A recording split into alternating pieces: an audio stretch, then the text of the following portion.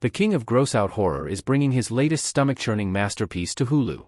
Excitement over Raimi's horror return gave box office fuel to the outrageously bloody and wickedly satirical thriller Send Help, which is now ready to hit streaming on Hulu, with a premiere date set for May 7th. The movie made $94 million in its theatrical run, on a budget of $40 million. The supernatural is not in play this time around for the director of the decidedly otherworldly Evil Dead movies, but that doesn't mean Raimi has dialed back on the gore. Plenty of bloody mayhem is to be found in Send Help, as stars Dylan O'Brien and Rachel McAdams engage in an escalating survival battle after becoming stranded on a desert island.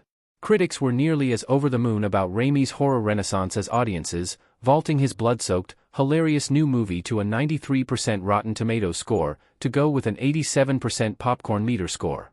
Reviews praised the performances of the two leads, whose survival story turns into a deliciously nasty battle of wits, while giving high marks to the film's script. Screen Rant echoed these sentiments in its own Send Help review, saying of Raimi's film, a true rarity, Send Help feels fresh and unique, so much, in fact, it's hard to decide whether you want Raimi, or anybody else, for that matter, to make more movies like it, or let it alone, thriving on a far-off island where no one can compromise its singular, idiosyncratic perfection.